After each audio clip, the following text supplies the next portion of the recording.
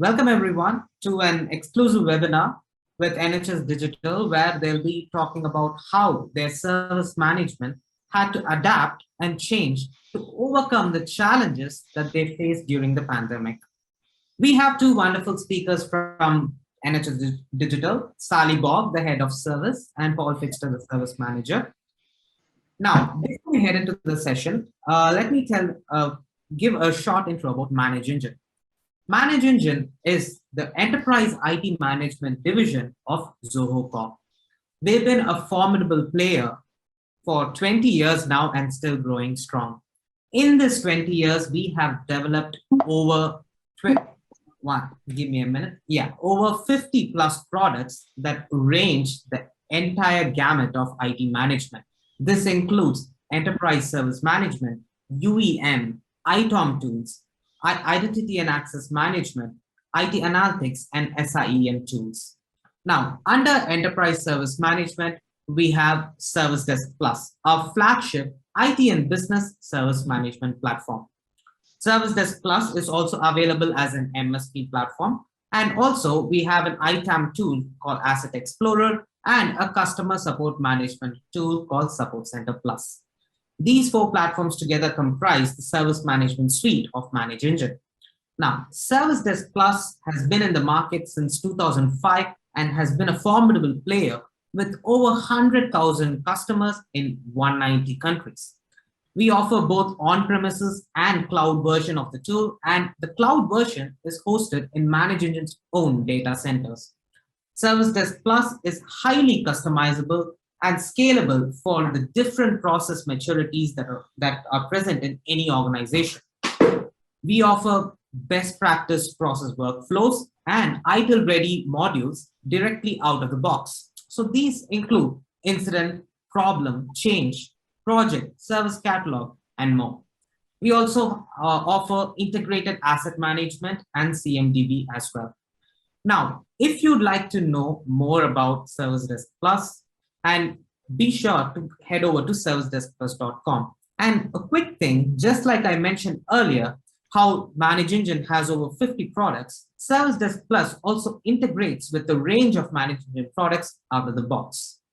To know more about the workflows or the AI capabilities that can speed up your service delivery, be sure to visit servicedeskplus.com, where you can have a quick, where you can schedule a quick personalized demo, where our product experts will reach out to your business and gather the requirements and configure the tool for a tailored demo experience. Also, you can also try out the free 30-day trial, where it offers the fully functional enterprise edition of Service Desk Plus so that you can see if it fits your IT environment. All right, folks, now let's head back to the session where Sally and Paul can take over. Back to you, Viv. Thank you very much, Stefan, for this very brief introductions to Service Desk Plus. Now, it felt me with immense pleasure to go on to the main part of this whole webinar. It's going to be a presentation by Sally Bogg and Paul Fixter. Great stuff, thank you. So we can go to the first slide then, please, and I'll do the introductions. So hi everyone, my name's Sally. I am Head of Service in the Live Services Directorate within NHS Digital, and I have with me today a colleague, Paul Fixter, but I will let Paul introduce himself a little further on in the session. Can we go to the next slide, please? So I thought I'd just start off today just by sharing a bit of information about who NHS Digital are and what we do. So NHS Digital is the National Digital Data and Technology Partner for the NHS and Social Care. And what we do is we provide national critical services to the wider NHS and Social Care system through the delivery of data and technology. And we're all about trying to make sure we can create better health and care services and solutions using technology. Next slide, please. Just to give you a little bit of context of the last 2 years of the things that we have been operating and kind of in context we've been operating in, there was a huge demand for technology services to support the national response to the pandemic. And some of the services that we've been responsible for delivering during the last 2 years include the National Booking Service. So believe it or not, the Vaccination National Booking Service was developed in just 10 weeks.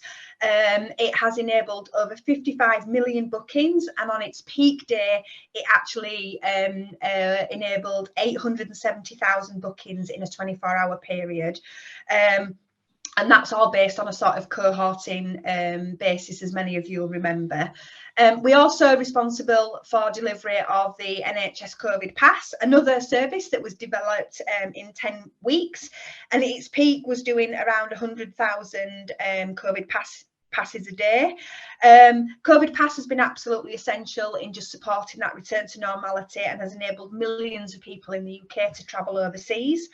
Then just going right back to the beginning of the pandemic, Microsoft Teams, obviously for many of us, been absolutely critical enabling that working from home.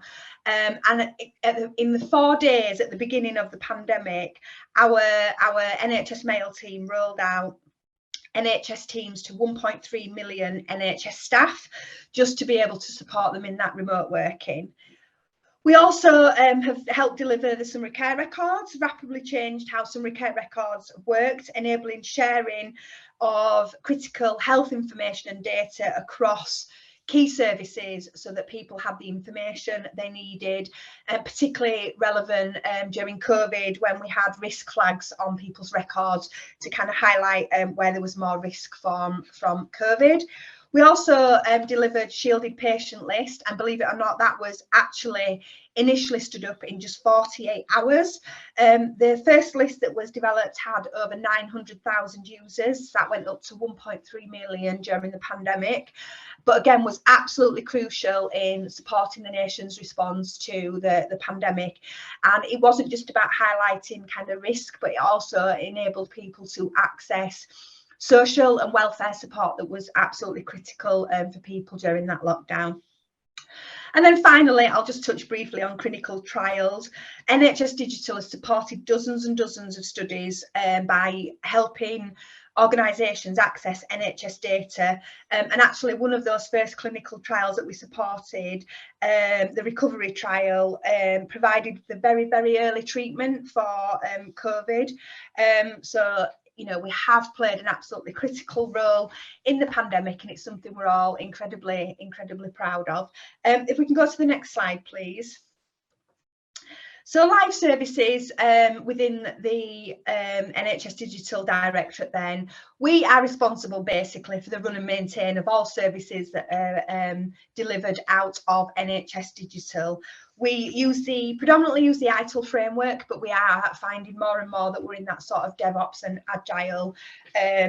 agile space there as well.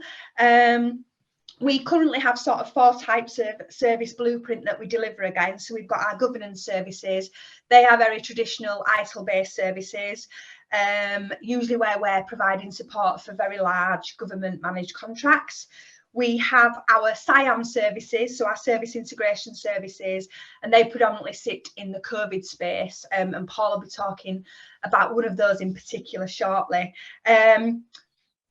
We also have DevOps, where the engineering and the development, the software development, is provided externally, and we have the DevOps where the engineering actually and software development actually sits within inside the NHS Digital organisation. But just to give you some context in terms of how we've had to adapt and change over the last kind of 2 years, as I said, we were sort of more ITIL than DevOps. But if we give an example, and I know Paul's probably going to talk about this in a little bit more detail, of the National Testing Service. But in the release space there, we were doing up to 60 releases a month during its peak. So you can see how we would really have had to adapt those very traditional, kind of much more slow, steady processes to make sure that we could meet the needs of that service. So next slide, please. So that's it from me. I'm going to hand over to Paul, because a lot of this isn't really my work and my story to tell. And Paul's just going to go through his time spent in the vaccination service. But thank you very much for listening. Yes, good morning, everybody. My name is Paul Fixter, and I've worked in public sector IT roles since 1996. And I started my career at West Yorkshire Police, and like many of us do in IT, I started on an IT service desk. And then from there, I progressed into a variety of positions over the years, such as IT project manager, IT security manager, and service delivery manager. And after nearly 20 years working in one organisation, I fancied a change of scenery, and with that, I ended up at NHS Digital. The main role I have been in since I've been here is as a service manager in IT service continuity and disaster recovery.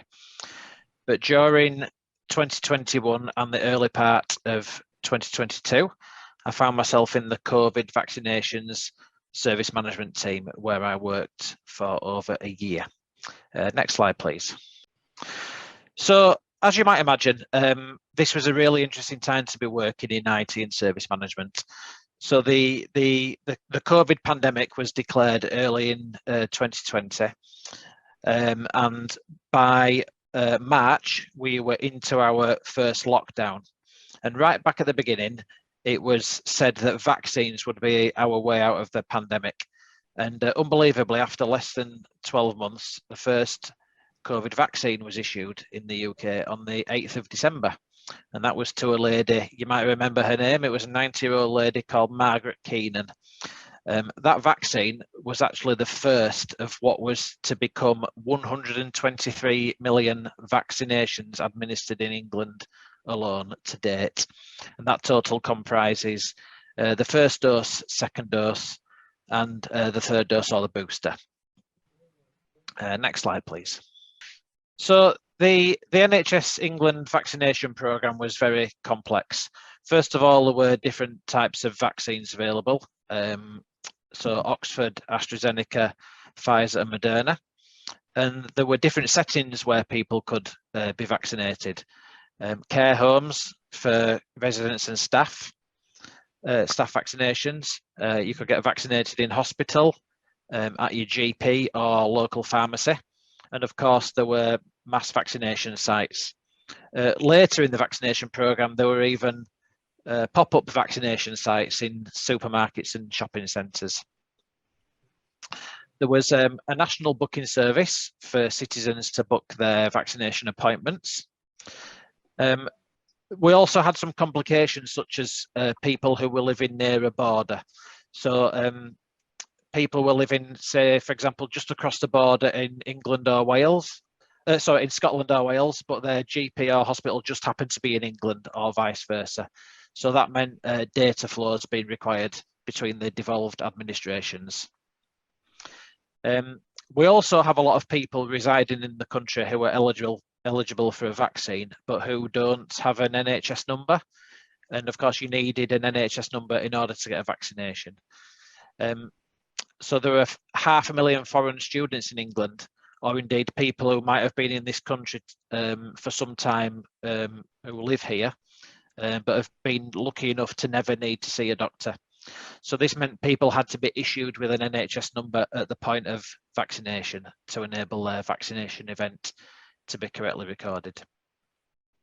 We also had British citizens who were vaccinated abroad, but who would now return to England and needed to get their vaccination event recorded over here. And there were even some information governance issues relating to people who were being called for a vaccine. So you might remember getting texts, emails or letters sent to you to invite you to get a COVID vaccination. But some people had no interest in being vaccinated and were being objecting to being contacted. So this meant some non-frontline services, if you like, were being developed, such as a vaccine opt-out service. Finally, there were a lot of people who were vaccinated as part of vaccine trials the previous autumn who had not had their health record updated from those trials. And this also meant bulk uploads were required. So the person's GP health record was up to date. Now, all of this was done at pace. and every few weeks a new cohort of people were made eligible for a vaccine. And of course, a cohort is an age group of people, starting from the oldest and most vulnerable people, first of all, working down the age groups until at the end, children became eligible for a vaccine. One difficulty that we had in our team was that sometimes we didn't find out about new cohorts being released until the afternoon before. And on a couple of occasions, we sometimes even saw it in the news before we were officially told in the team.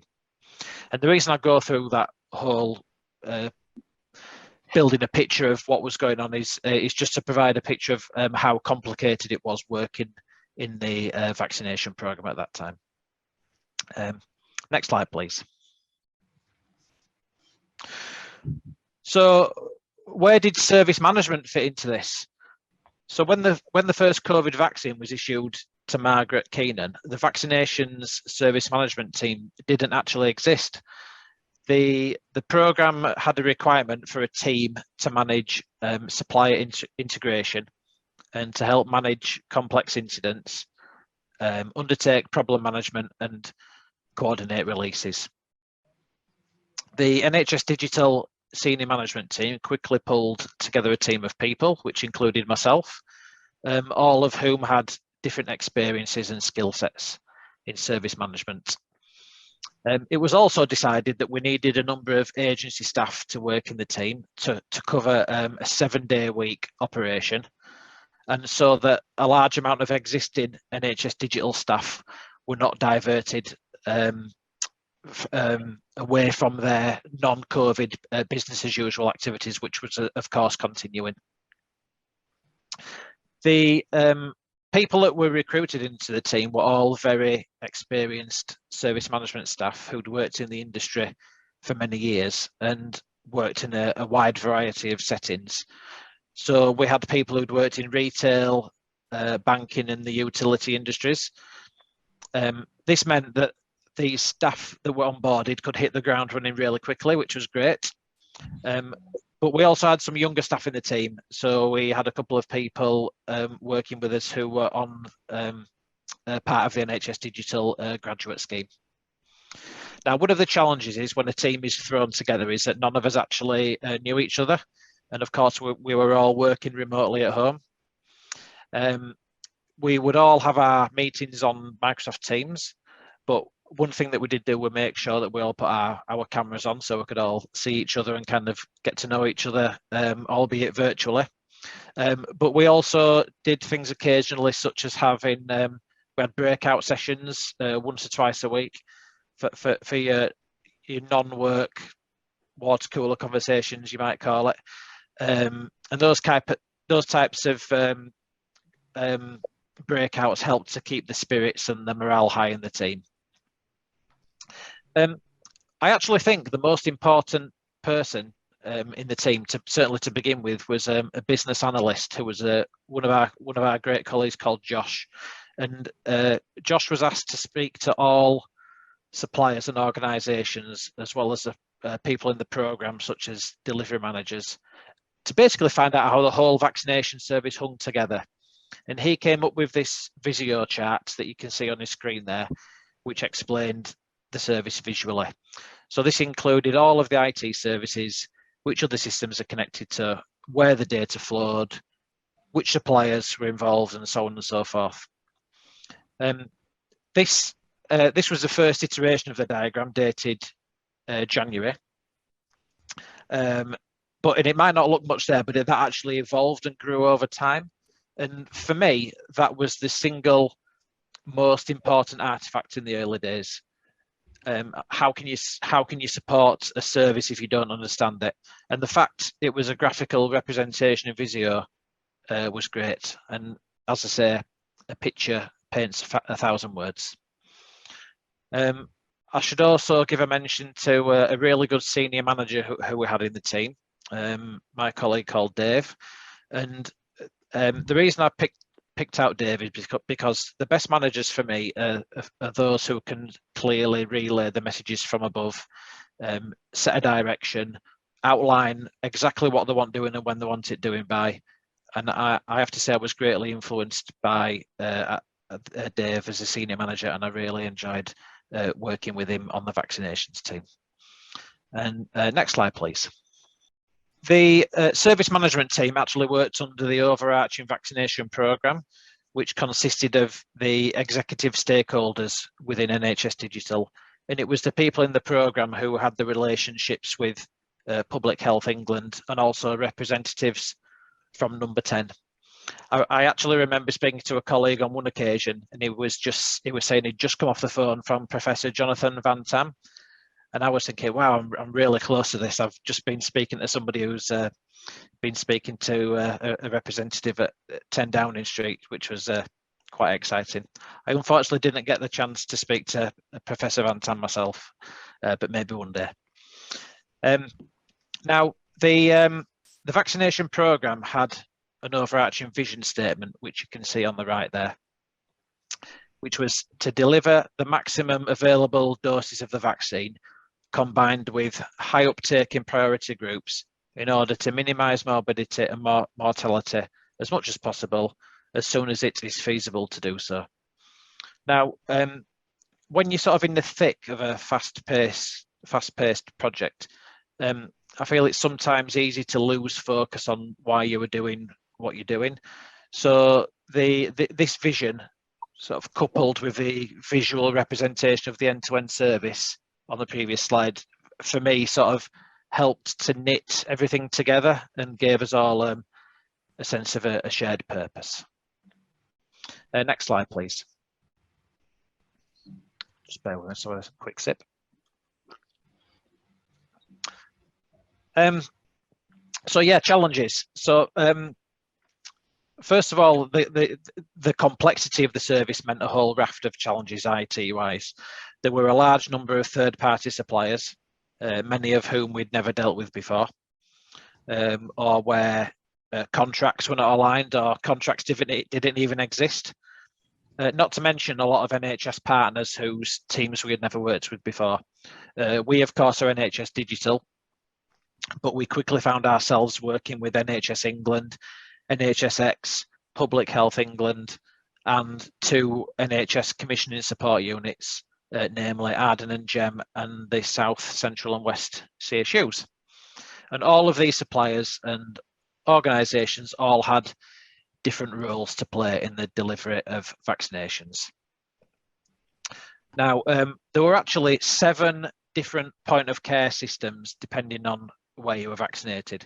A point of care system is the IT system where your vaccination event is recorded. And as I touched on earlier, you could be vaccinated in a hospital, GP pharmacy, or vaccination sites, and all of these settings required or used different IT systems.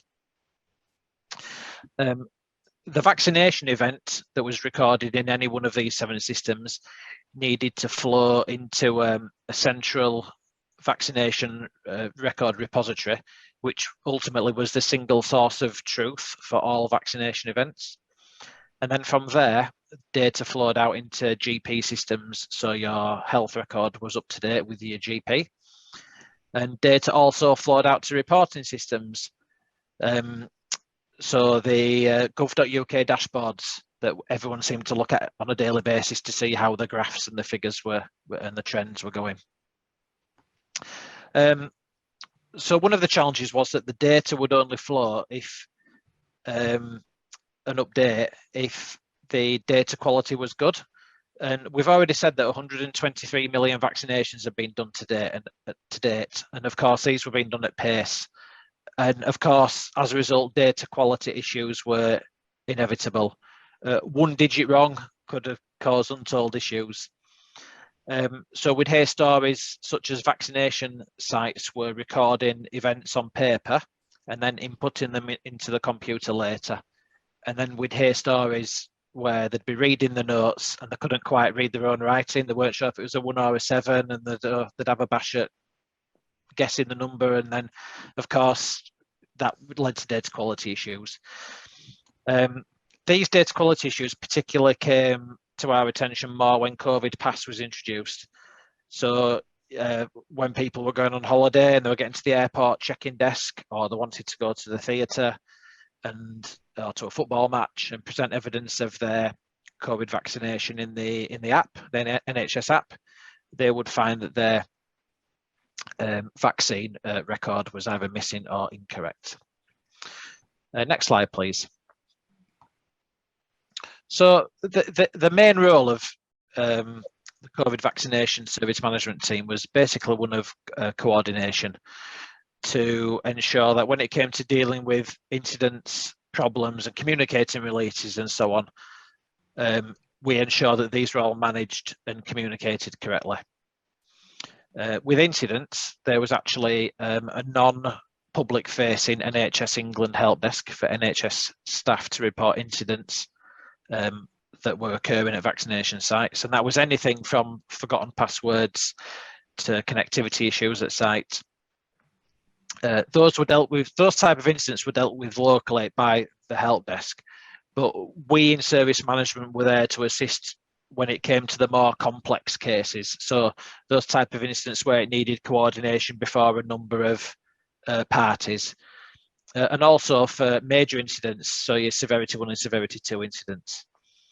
And on the subject of major incidents, we have a team, a brilliant team in live services called the Service Bridge, and they are the subject matter experts for dealing with high severity incidents and all the activities that come with resolving those incidents. So it's getting the right people involved, dealing with communications, getting the incident resolved, ensuring the major incident doesn't happen again, and then feeding into the problem management activities. Now, of course, we have policy and process documents in place, such as an incident policy and a change and release policy. But we found we couldn't necessarily adhere to those policies in the way we would have liked to, due to the sort of complex supplier landscape. Of course, different suppliers have different processes, SLAs were not necessarily aligned. Now, normally when we onboard a new service or a supplier in NHS Digital, we go through a sort of rigid, structured, defined service transition process. But obviously, as we had to get the vaccinations service up and running really quickly, a lot of flexibility was required.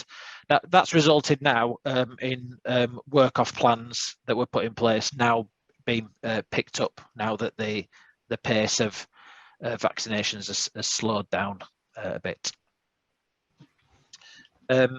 Another challenge, or something else to mention, is that everyone was using different service management tools, anything from basic Excel spreadsheets, but right through to specialist tools such as ServiceNow and Jira. We actually ended up with an odd situation where we would be allocated an incident on the NHS England ServiceNow tool, but it was decided to also log that incident locally to ensure we didn't miss anything. But a downside to that, of course, was duplication of effort. As regards release management, services were constantly changing as required by the demands of the vaccination programme. We, of course, had to understand what was changing and why and when it was being done. All of this kind of usual questions that you would ask around a release. Now, release management was actually achieved, or should I say, sort of seamless release management was achieved by ensuring that all new demand was properly recorded and triaged and approved via by the programme prior to delivery and prioritisation. So that meant basically, while there was a lot of work coming in, there was a close control over it. And after another thing that's worth mentioning is that after large or important large-scale releases, we operated a process called hypercare. And hypercare is essentially a period of heightened monitoring after release, where we sort of undertake that hypercare on a dedicated Microsoft Teams channel. And that's to ensure that the right people are in place to make sure that everything is in good order, systems remain stable, appointments are processing correctly, our incidents coming into the service desk that we might need to be aware of. And if there was an issue with a release, we were all together on this Teams channel so we could jump on it straight away. to give an example, there was actually one issue where a high demand on booking caused issues of system stability or instability. So a virtual waiting room on the National Booking Service was activated to protect the system from surges. Knowledge and processes were documented on Confluence. So some of you might have heard of Confluence. That's a browser-based collaboration tool. When the vaccination service management team started, we had a completely blank Confluence space. But before too long, we ended up with a raft of information relating to everything from how to onboard staff to how to manage releases, how to understand the system monitoring, manage problems and record risks, and deal with reporting. With knowledge management, of course, it's important to keep on top of it. So don't just document knowledge and then leave it. Keep checking and updating and make sure it continues to be valid and correct. In service management, or should I say, in summary, service management had a key role to play, and particularly with the overarching vaccination programme, to ensure that they were kept in the loop from our end about any sort of live services issues that were affecting the delivery of vaccinations, and similarly so that the demands coming from Number 10 and Public Health England were properly considered in respect of service management requirements. And on to the next slide, please. Thank you. So fast forward 20 months and the vaccinations team is now very much settled into business as usual. And in fact, the team has evolved now to be dealing with vaccines other than COVID. So the team are undertaking activities around the annual flu vaccine programme and also activities around MMR vaccines. There were actually 3 teams relating to COVID at NHS Digital. We have the COVID National Testing Service, the Vaccination Service, of course, and the COVID Pass team. And those teams are all shortly going to combine into one team. But now that I'm back in my, I've come away from vaccines now and I'm back in my normal role of IT service continuity, there was a number of takeaways that I can take from my time in vaccinations.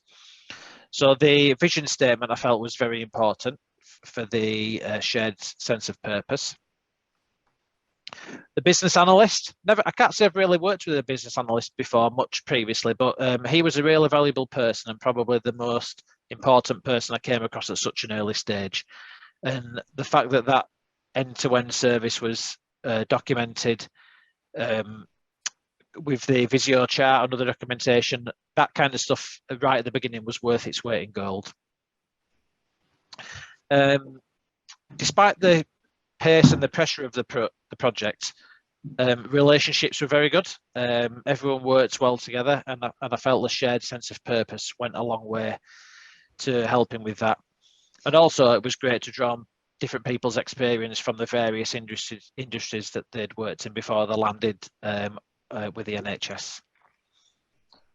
Documentation was really important. It's all too easy to write things down in Word documents and hide them away on SharePoint, but a key thing is to keep them accessible and easy to find. Anything from a basic document covering acronyms and a glossary through to procedures. It's dangerous to assume people coming onto the programme know everything straight away because there was quite a high turnover of staff at times. People came and went quite regularly. And obviously you want to be able to welcome people into the team, but enable them to hit the ground running quickly to work efficiently. And yeah, having experienced staff was very valuable in the early days due to the speed of implementation that was required, but also balanced with sort of new and enthusiastic staff who maybe didn't have that long career behind them. Yeah, and as I mentioned before, the senior managers were really very amenable, and I felt just overall there was a real sense of everyone singing from the same hymn sheet, regardless of the individual role that we had. When I was thinking about how to conclude this presentation, I thought to myself, what would happen if the vaccination service management team didn't exist? So there would not have been a single team to knit together and coordinate all of the suppliers, the NHS partners and support teams. There would not have been anyone to coordinate and manage complex cases, including major incidents. There would not have been anyone to coordinate release management activities and keep people in touch with what was going on. There would have been no one for the programme to call upon if they needed help with managing customer-facing issues. And there would be no one for the monitoring team to speak to and understand the potential impact arising from alerts. And to this end, I think the project has demonstrated the importance and criticality of service management and IT operations. And without us, things may not have gone as well as they could have. But we are now, touch wood, out of the pandemic, and despite the fluctuations that we see in the news and the graphs, it will hopefully stay that way. And just to finish off, I think that everyone in service management, despite us not actually putting their jab in people's arms, feels they've had a valuable role to play in the rollout of COVID vaccinations. Thank you very much. Yes, thank you, Sally and Paul, for this wonderful, informative presentation. I'm just wary about the time, so I think we will go straight into the Q&A session. So we already had a few questions come in, which Zefan has, and he will be asking Sally and Paul these questions. So on to you, Zefan. Yeah, thank you, Paul. Thank you, Paul and Sally, for the insightful session.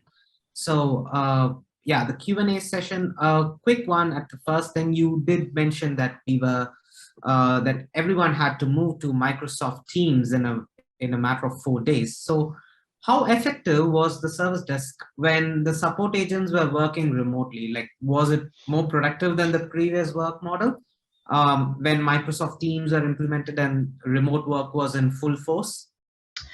I'll just provide some clarity on that. So within the NHS Digital organisation, Teams was being widely used, and we had a hybrid working model, although much of the time was spent in the office prior to the pandemic. So our organisation was fairly experienced and had all the tools and technologies.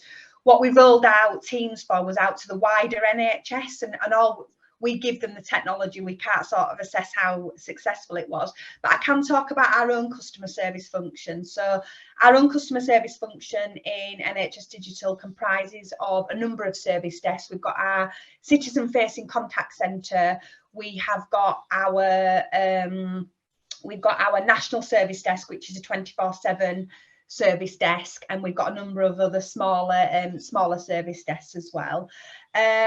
So we do use Teams. We don't necessarily use Teams to deliver the services. We're in a well-established function, so we've got a number of telephony products and a number of other tools and technologies that have always been in place. However, I think these were teams that were not used to remote working. They'd always been office-based, despite other areas in the organisation being more hybrid. And absolutely, Teams has been critical, I think, in providing that virtual environment. So many of the teams have daily stand-ups, they have social sessions. Just without that, I don't really know where any of us would have been without Teams or Zoom. If this had have happened sort of 5-10 years earlier, the pandemic, I don't really know where we would be. Much of my day is actually spent on Teams, and that's independent of whether I'm in the office or not. So for me, I think, and that it's not just NHS, is it? I think Teams and Zoom have absolutely enabled us to continue working during the pandemic. So yeah, it has been critical. But for our contact centre, it was more about enabling colleagues to have access to each other, and that's been really, really crucial. Going from working in a busy sort of contact centre, service desk environment, to maybe working at your bedroom. Some of our young people live in shared houses. Other people live on their own. I think, it was really important to have Teams to be able to provide that social interaction, whether that's more sort of work-based through team stand-ups or that social activity.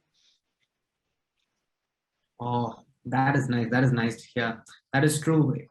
If this had happened many years ago without Teams and Zoom, we wouldn't know what would have happened.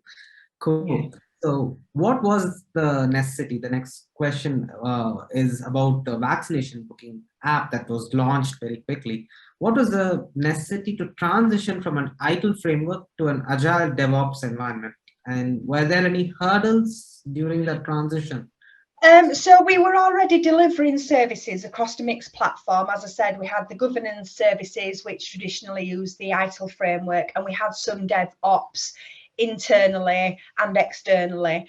So we were already sort of working a little bit in that space. But what we found was that we had to just really pick up the pace. So we had to adapt to things like our transition processes, our release processes. You know, I mentioned earlier, but on something like the National Testing Service, there were 60 releases a month going in. So your traditional ITIL processes in that space wouldn't really work. So it was all about collaboration, communication, as Paul made reference to there, you know, having access to people like business analysts that could help us understand the end-to-end service, and just developing services that developing processes that worked. Where we've got the challenge now is how do we kind of embed that into BAU? We lifted a lot of the COVID stuff out of our normal process, and now we've got to kind of work out what good looks like from both worlds, really. So it was all about agility. It was all about risk appetite and reassessing our risk appetite. It was also about bringing different people together, you know, and making sure there was clear lines of communication, but still ensuring we have the right levels of kind of governance, because, you know, these services are around healthcare, so things like information governance and security and all those kind of things are absolutely crucial. Our clinical colleagues in life services played a really crucial role in helping us support that as well. So we're really lucky across NHS Digital. We have many clinical staff that work with us to make sure that we've got the right kind of clinical assurance on all of our services as well. So I think collaboration has actually been key, and part of that collaboration was absolutely everybody having that shared sense of purpose and vision, whether it was the vaccination booking service, whether it was COVID Pass, whether it was making sure we continued to deliver business as usual. You know, it was all about collaboration, and failure was not an option. We just knew that we had to do it. Nice. Right. Yeah. That was a powerful vision statement that Paul had shown in the slide. Yeah. All right. So another one about the vaccination bookings app. So that it was launched in a matter of 10 weeks. It was a very quick launch. So, and Paul spoke about the release management process. So how was the release management process improved compared to the pre-2020 years of NHS Digital? Yeah, so when the vaccination service management team was created in January 21, release management was actually one of the first things we wanted to tackle and improve on. And obviously the main reason for that is to ensure that all stakeholders across vaccinations were informed about all changes and releases to the many different IT systems that made up the vaccination service, and that allowed people just to be aware of the improvements that were coming along, whether there was any outages to those services, and we sent those communications on a daily basis.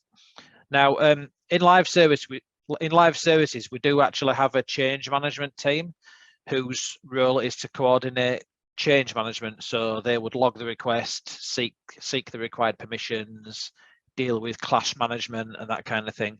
But it was then down to each individual team in live services to undertake the release management activities. And that's because each team knows their own audience and has the relationship with the suppliers and so on. Now, we actually distributed our release documents in a document called the RAMP, which stands for the Release and Maintenance Plan. And we sent that as a daily email, but also put it on a Confluence webpage. As I touched on in the presentation, the overarching vaccination program had a demand process that meant they were closely analysing the work requests coming through the front door, whether that be a request from a national level, Public Health England, or whether it was from a local vaccination centre. That sort of front door, if you like, enabled the changes and releases to be closely managed and prioritised at programme level, which really helped us from an IT operations and service management level when it came to dealing with the release management process.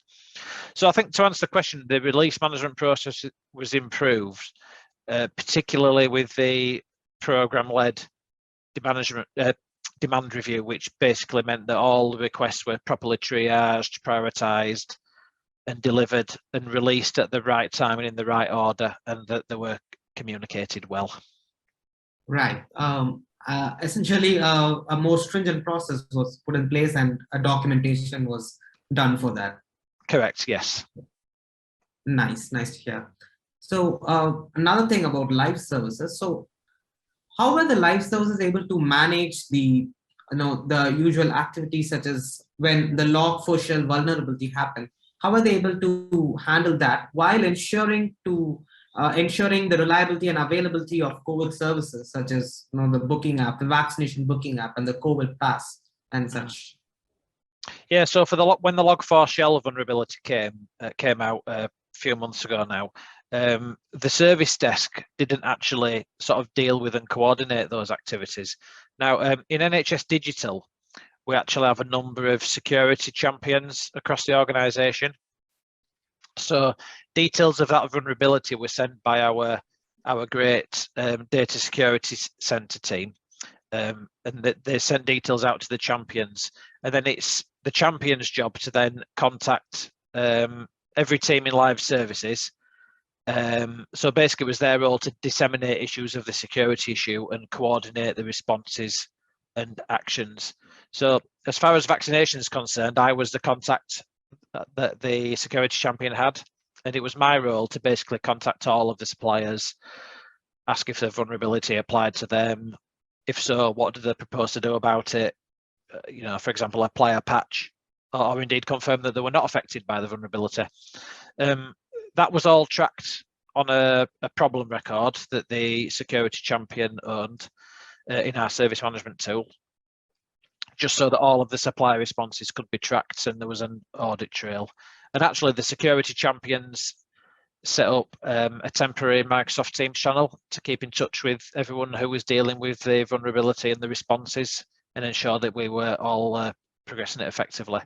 Now that approach was really good because it kept the pressure off the service desk, so they could deal with all of the sort of high volume of all the other stuff that was coming in.